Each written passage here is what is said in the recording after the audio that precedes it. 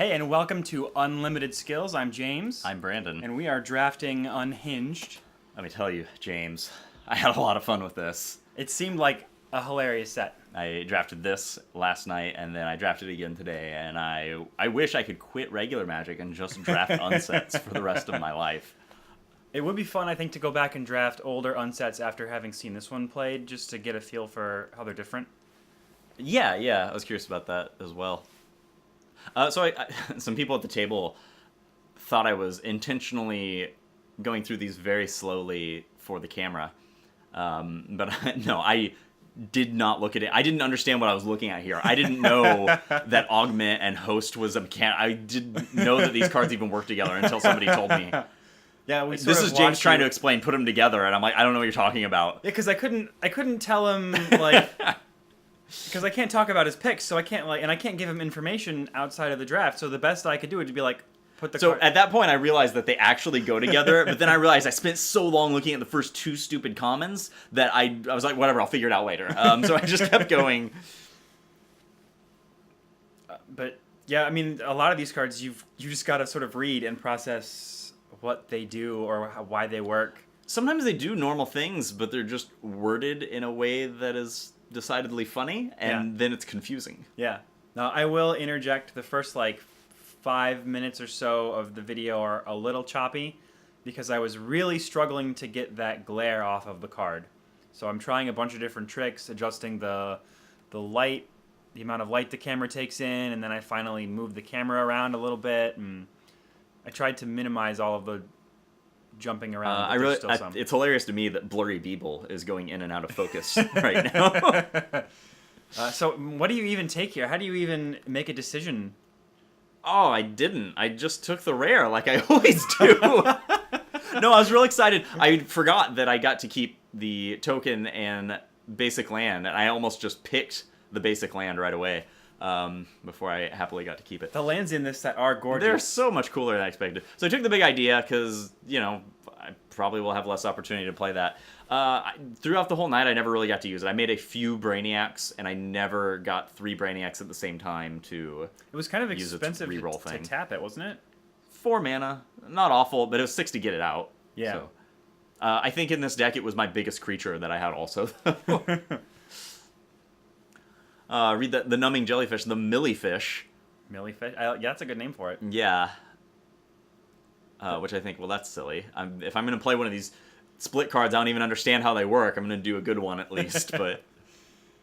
I like the used hazmat suit. I don't know what it does. I just like the idea that you've got to put on someone else's grody hazmat suit. I really like the unreasonably slow zombie cycle. Did you pay attention to the art?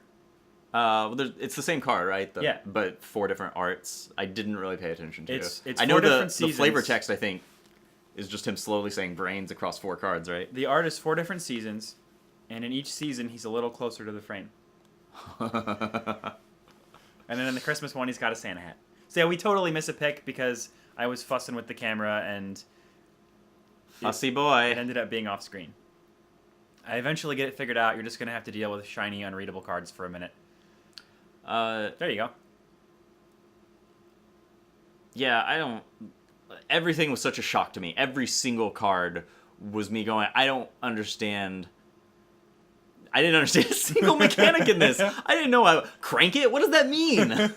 Whenever you crank it, yeah, that sounds dirty. I didn't know if this was good or bad, but I was like, oh, I guess I'll crank it. Whatever.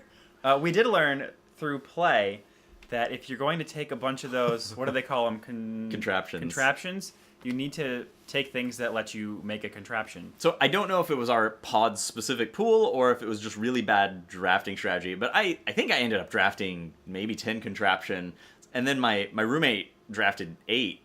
I think I had one thing that made contraption, assembled the contraption, that's the key word there. He had 0. So all those picks are wasted if you literally can't assemble contraptions. So that's the only way you can, screw up an undraft.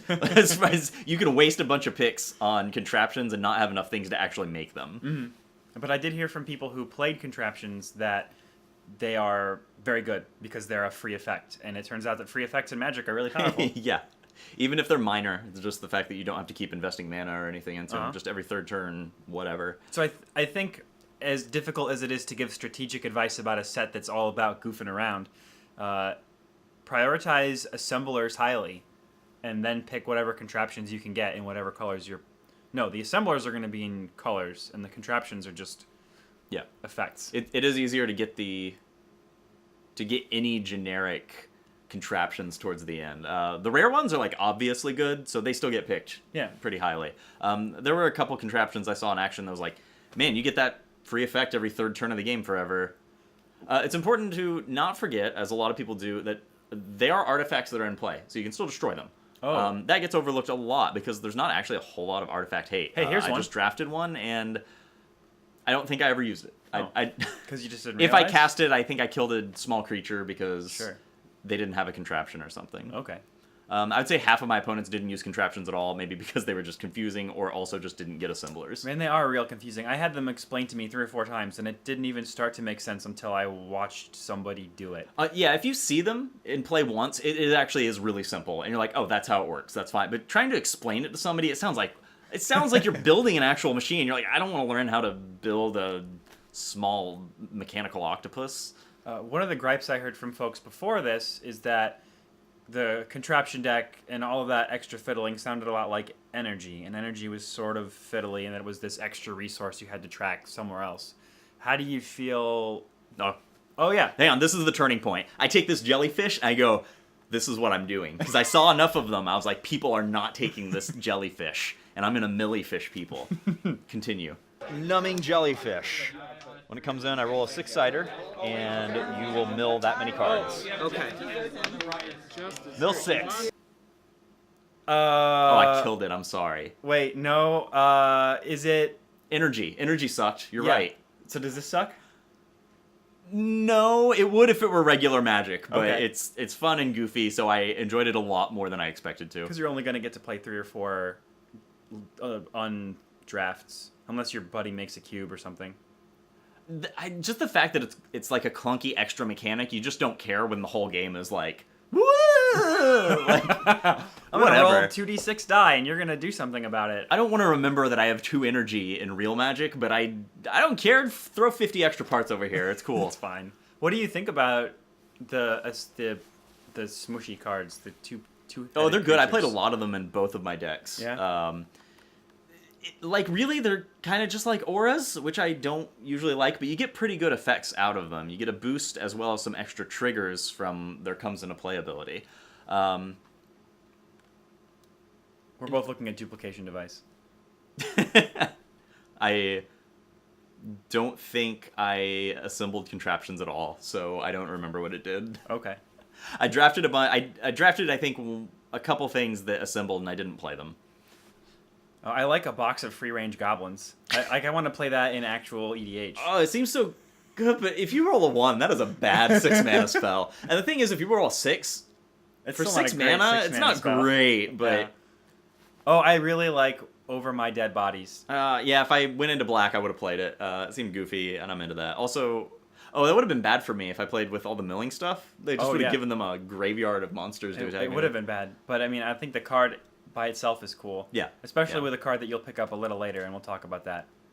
But yeah, no, there isn't a lot of removal in this set, it seemed like. Yeah, that was the point I was going to say. So there are a few removal, but outside of those few obviously good ones, it's pretty hard to get rid of things. So it's a safer investment to augment onto your host than putting an aura on a creature in a normal set. Augment onto this. So it's a half orc, half jellyfish. And that kind of makes sense because you don't want a lot of... This set's all about doing cool, goofy things. And if you're just killing your opponent's goofy Fun, thing, yeah. that's sort of... Literally killing their fun. Yeah.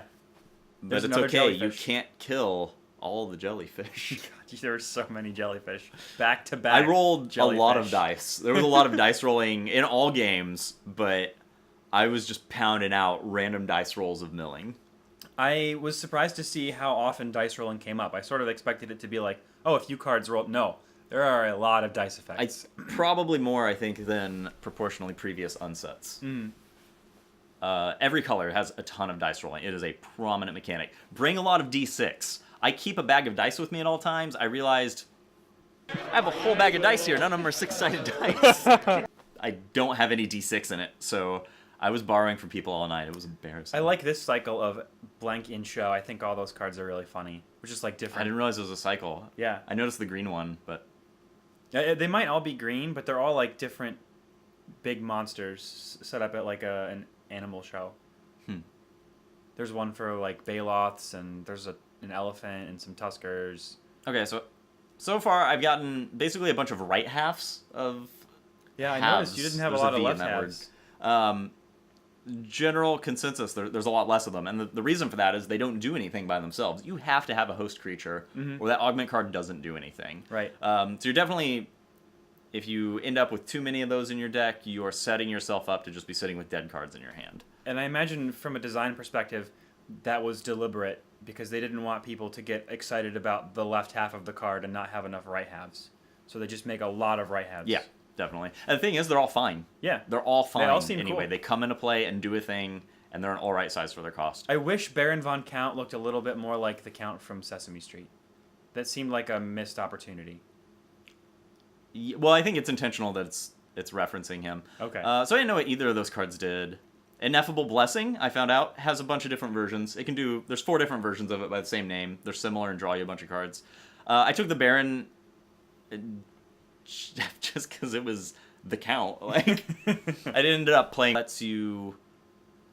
What did it do? I didn't see. I know there's one. That Oh, lets you choose a border color. Oh, okay. So whenever a creature came into play of, say, if you named Silver Border, Right. which is all of these creatures, you Yep. draw a card. It's a 2-mana enchantment. That's probably So the best one. My draft today, I drafted the version of it where you chose a rarity. So all my common creatures drew me cards, and I would just chain off a bunch of 1 and 2 drops. It was silly.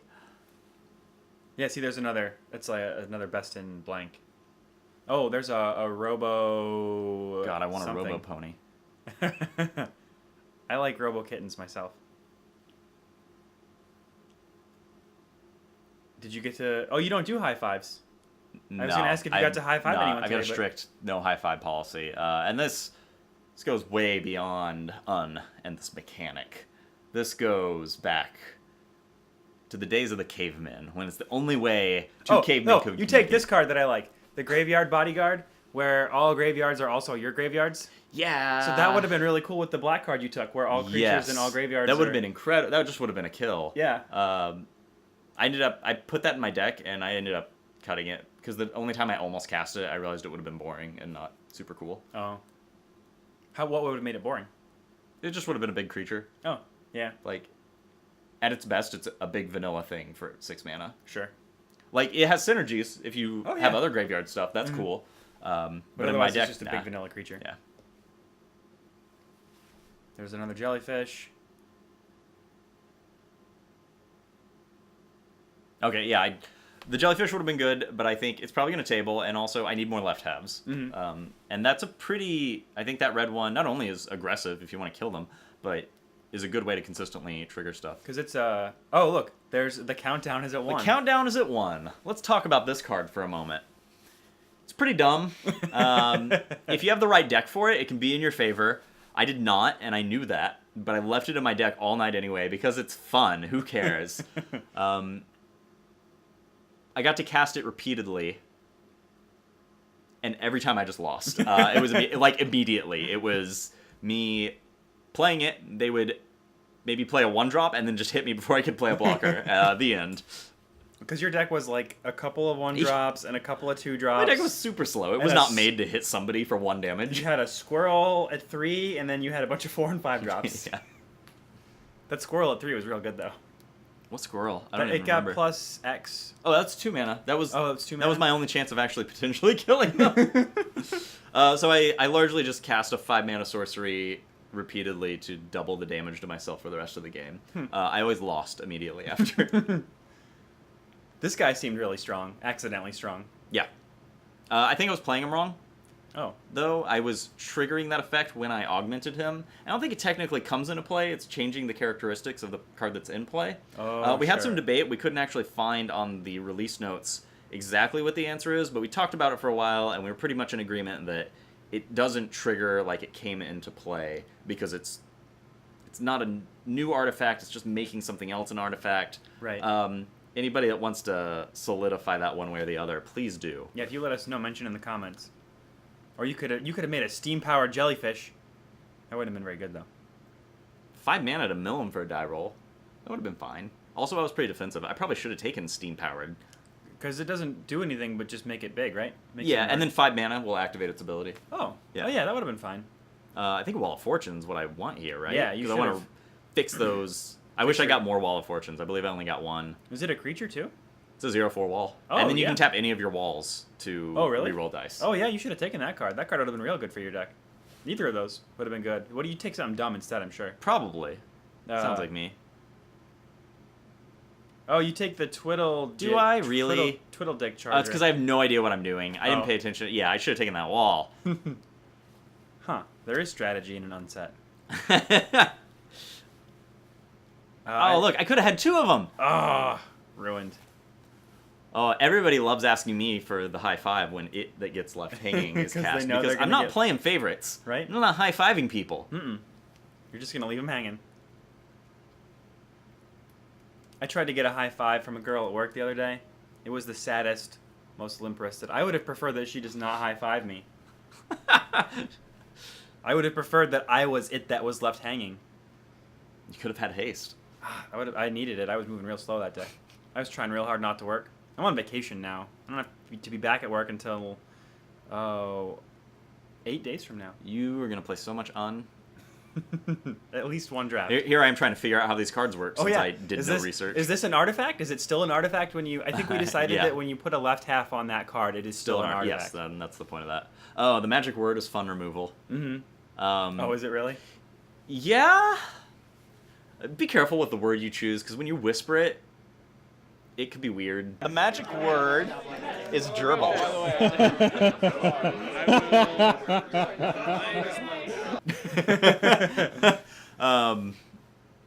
I felt okay.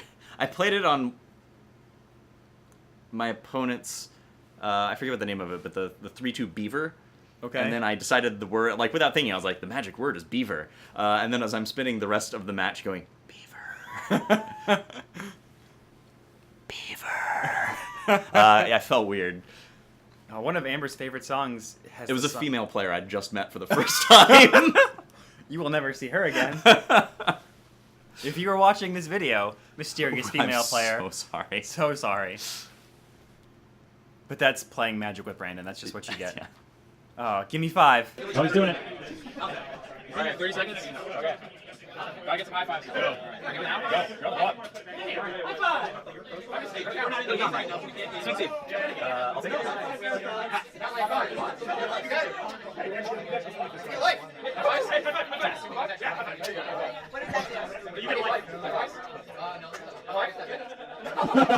Denied. Okay, this is a hate draft because I'm not going to play this card, even if I were in white. But I don't want other people wanting to run around giving high fives around a whole room. Brandon really just wants to destroy people's fun. We talked in previous drafts about how that's what he lives for. And here's actual physical proof. One of the most fun things you can do, and he's taking it away I'm not from the people. only person that hates high fives. There were 2 other people in the room. There were like 32 people. 3 of you hated high fives. Success. Willing test subject. And I think the art on all these cards are great. I think the theme Yeah. is fantastic. This was a really cool set. It's really hard. It was okay. I'm sure all the unsets have done this, but I never drafted the previous unsets. I was playing Magic when they came out, but there wasn't like organized play. That was really easy. So this brought like a level of unity. Some new players came out of the woodwork, which I loved. Even a lot of like hardcore players that are like real big into winning strategy and comboing off and like mana curve. Everybody was just laughing and having fun. It was Yeah. perfect. It's what Magic should be from the get-go. It was a real great night. Squirrel dealer. Oh, I do like squirrels. I'll absolutely. If anybody asks me, I like squirrels. I Hates they're high cute. fives, loves I squirrels. saved a squirrel's life once when I was a young kid from one of my cats. It scratched me when I freed it from its mouth. The squirrel or The the cat? squirrel scratched me when I freed it from my cat's mouth. Okay, that's because it assumed you were going to eat it. now. Yes, I understand that, but I saved Oh, it. chipper chopper. That's just fun to say. Chip, chip, chip, chop, chop. I hope sacrifice play makes people sacrifice creatures. It lets somebody outside of the game. Sad. I think like- you got to do that, didn't I you? did. I did. Help. Oh God, what happens here? Okay. A person outside the game chooses an attacking or blocking creature. Target opponent controls. That player sacrifices that creature. So, an attack. Man, Phoebe Head of Sneak is really cool. I think I'm gonna pick this extremely slow zombie Thank you. Why would you do this to me? because it. Because I'm friends with his wife. Fine, I'll take 2. 30. Yeah. See, I know how my bread is buttered. People were asking. Oh, me to you make made choices. Sweeney the Meanie so sad. Why would you? It made me happy. Gnome ball machine. Every time I see merman, just the way the word is cut in half, it reminds me of Zoolander. I was making references to that a lot. Oh, you That's- did make it at least once. I didn't understand it, so nobody gets to see that. I deleted it. I'm sad. I didn't know it was funny. And I mean, I didn't say it was funny. I just said I was recently making watched references Zoolander, to Zoolander. too. Ooh, foil pony. He's thinking about taking it real hard. I don't think there's anything else in the pack I want. Oh, I should probably take that. It would feel weird asking for a high five, though, even though I know I don't want to get it Yeah. for the effect. Because people would be excited to high five you because you hate high fives. Oh, this is the best. Yeah, they would. Oh, 5-finger discount. That's the best card in this pack for sure. That card's amazing. Mm. Bounce anything, even your opponent's permanents, to your hand, and you can cast it. Which you got to do at least once. Oh, yeah. 5-finger discount on your kindly. Wait, sorry, not that. What's the other one? The wall of fortune. Yeah, that seemed good. So it goes to my hand. Yeah. Then I'll play it. Trigger at end of turn. Reroll it. Oh yeah, I get to see what the result is and then see what happens. 2. I will reroll it. What? You got capital effects. All right, bastard. Better than a pony? I know that's all Yeah. you wanted since you were a 16-year-old girl. But A hey, shiny now with, pony. with a 5-finger discount, you can get all the ponies you want.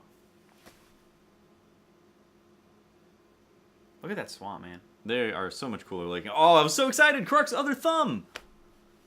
Also a good card for you. I really like More Really jellyfish. Epic Punch. Because it's a throwback to, Yeah. was it just called Epic Punch? Probably. It's very good. I don't remember if you realized or if somebody else told me later in the night. The effect is not until end of turn. Okay. What's the effect? I don't even know what it does. It gives. So it lets you fight your creature with another creature. If it's an augment or host, it gets +2/+2. Okay. But not until end of turn. It just gets +2/+2 forever. You just have to remember that. So it's incredibly good to play on a host creature. Yeah, it is. Other than being really good cheap removal to Mm-hmm. play on anything, you can just curve out and kill them. That card's really funny at Friday Night Magic because it's always going to get +2/+2 in night. Death Touch. Yeah, it's very good. 5 for a 5/5 Death Touch flyer. Yeah. Sweeney the Meanie, somebody cast like a Thoughtseize for creatures on him, and they asked me to make the decision, and that was the best card in his hand. So Definitely. Oh no. Oh, I'm play a looking. I wall gotta. fortune. All right. So what's happening? I gotta look at his hand. Look at his hand, and then choose something for him to discard. It has to be a non-land. Has to be a kindly non-land. Okay. I don't know what I'm doing. Oh, that's funny. As long as it's oh, that card. And then this one says, whenever you this card, this one. What is that one? It It gets is plus. +2/+2 in Death Touch as long as he's dark outside. Yeah, thanks. You're welcome. Blurry Beeble. Oh man. So I look at this. I take an assessment of my opponents at the table and who is wearing glasses and not. And so I think I take it, and I realize later when I played it against an opponent with glasses, I read it opposite. I thought it punished people for wearing glasses, but it punishes you for not wearing glasses. We had a rules conversation about Blurry Beeble. We decided that since it checks on cast, your opponent can't take their glasses off or put them on or whatever to mitigate the effect. You just say you're doing it, and then it matters then.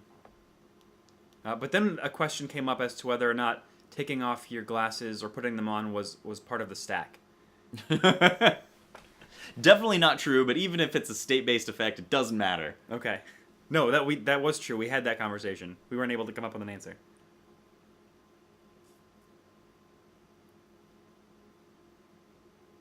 Feisty Stegosaurus? Yeah, that was my idea of removal, I guess. Sure. It did well for me when I played it in this deck. I had it cast against me twice today, and they did like... A cool card with cool art. I should say that I don't really know what any of these cards do, so when I say it's a cool card, I'm basing it entirely off of the picture. So I take this because I realize it's the first, or one of the only things I've taken that says a symbol on it. I end up not playing it because you get that effect if you sacrifice an artifact. And I had a couple, but I didn't feel like it would be consistently more than 4 for a 1/1 flyer. Sure. Yeah, that wouldn't be very good. Oh, side quest seems funny. Timeout. Yeah, I guess some... This is the heart assembler that I did play for a little bit. I'm obviously not playing white in this deck, but I ended up playing Adorable Kittens, 3 of them in my deck today, and the level of life gain they give you is pretty relevant. Oh, really? Like, 1 for a 1/1 lifelink is fine. Yeah. You're usually going to gain more life off of that comes into play trigger than you will off that lifelinker. Sure. Yeah, it's true. And then when you augment it, then you get to keep rolling dice. Just purring kittens in your arms, baby. They're so warm and furry. You could have a half kitten, half Shiny pony. shiny pony. Oh, it wheeled. I was surprised. After the draft, I heard somebody be like, "Man, I wanted that shiny pony," and I just snickered. They didn't even know. Man, this is magic. I'm playing with crocodiles and ponies. This is my favorite day. Wow. But you got another jellyfish. Third so from last late. pick. I know. So I ended up with 5 jellyfish, and I think 2 or 3 things that I could put on the left half to change their head and then keep triggering. I ended up decking 3 people. So my overall record for the night was 1-1-1. It was whatever, but it was super fun, and I consistently decked people. Okay, so let me share with you the play of the night, if you can imagine. So I'm playing a game against Sweeney the Meanie, and he casts the spell against me where somebody from an outside source gets to choose one of my attacking or blocking creatures. Okay. Thomas Venko, sitting to his right, is like, ooh, me. So Okay. Venko analyzes the board for a moment and decides, oh, we're going to destroy the creature that blows Brandon out. He could have played nice. I probably would have lost anyway, but it was like, hey, ruthlessly get punished. So, a game later for both of us, Venko's opponent, sitting immediately to my left, plays Kind Slaver, Okay. which lets a player outside of the game take control of his opponent's turn. Uh-oh. So I get to take control of Thomas Venko's turn. His board state. He has Spike, who lets you spend up to 4 Phyrexian black mana to get a banned card. So he can spend up to 8 life. There's a problem. He only has 2 life left. Uh-oh. And 2 black sources. And you can't spend more life than you have. Okay. So I'm in... Like, I can't just be like, ah, you're dead. I just use it immediately. But the banned card that he got with Spike's ability was... I'm bad at card names. The 1-drop Golgari guy Okay. that lets you exile cards from a graveyard. Oh, Deathrite Shaman? Deathrite Shaman. Okay. So I exile a card to make him gain 2 life, so then I can use his 2 black mana and spend all 4 of his life to make him lose the game, which I wouldn't have done to him if he didn't screw me over, and that's why you don't mess with me, Venko. All right. That's terrifying. Way to ruin the fun vibe of the evening, Brandon. Oh, no, his opponent had a lot of fun watching it. I can just imagine you sitting there trying to figure out how to kill him with the cards in his hand. Oh, boy. Anyway, Unstable is super fun. I am very excited to play it more. I highly recommend it. Even if you think, Goofy Magic is goofy, you'll be surprised. It is fun. It did look like a blast to play. I'm going to get to play it tomorrow. I don't know what more to say about it. I'm excited to get to play cards, and now that I have Brandon's Secret Wisdom, I'm probably gonna win. That's probably not true. I gotta play the Triple Strike Goblin too. That was funny. All right, that was my night. All right, guys. Thanks for watching.